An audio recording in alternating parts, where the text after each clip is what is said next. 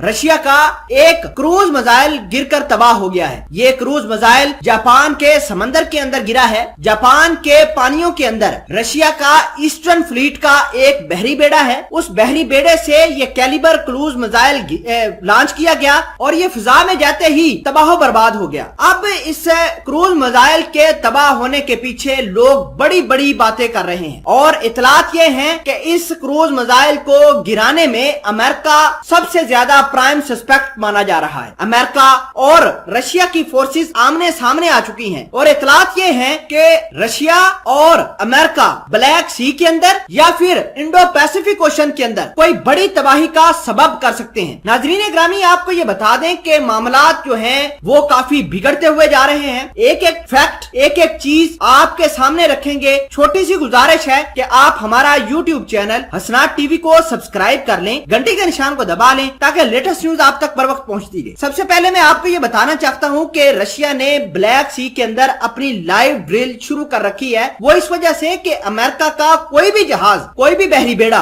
रूस की तरफ मत आए। रशिया ने ब्लैक सी के अंदर 6 महीनों का कब्जा किया हुआ है कि 6 महीने के अंदर कोई भी किसी भी मुल्क का जहाज यहाँ पर आता है या उनकी एयर स्पेस इस्तेमाल करता है तो रशियन नेवी को पुतिन की जानिब से क्लियर कट आर्डर मिले हुए हैं कि वो उनको तबाह कर दे। अहम बात यह है कि रशिया की नेवी ने जापान के पानियों में भी अपने ईस्टर्न फ्लीट के एयरक्राफ्ट कैरियर से एक लाइव ड्रिल करने का मुजाहिरा किया। रशियन फ्लीट के इस एयरक्राफ्ट कैरियर में एक डिस्ट्रॉयर भी थी जिसका नाम मार्शल 1155 उदले क्लास की डिस्ट्रॉयर थी। उससे मिसाइल फायर किया जाता है, ये क्रूज मिसाइल, और फजा में जाते ही बर्बाद हो जाता है। अब आप कहानी का दूसरा रुख समझिए कि ये मामला जो हुआ है वो जापान के पानियों में हुआ है। जापान और रशिया की टेंशन है अमेरिका की वजह से। अमेरिका ने जापान के अंदर अपने सबसे बेस्ट थार्ड मिसाइल सिस्टम और पैट्रियट मिसाइल सिस्टम भी तैनात किए हुए हैं। इसके अलावा साउथ कोरिया के अंदर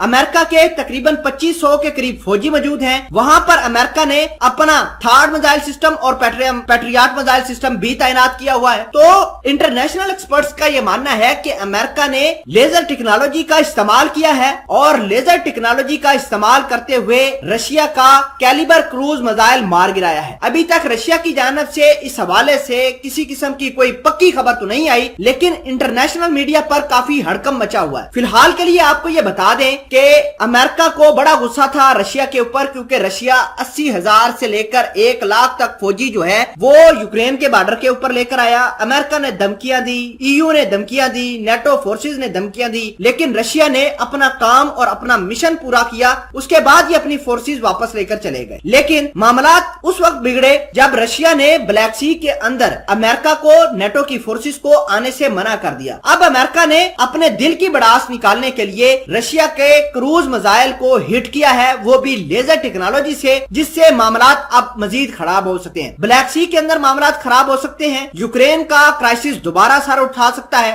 या फिर सीरिया के अंदर रशिया और अमेरिका की फोर्सेस आमने सामने आकर एक दूसरे को दहला सकती हैं।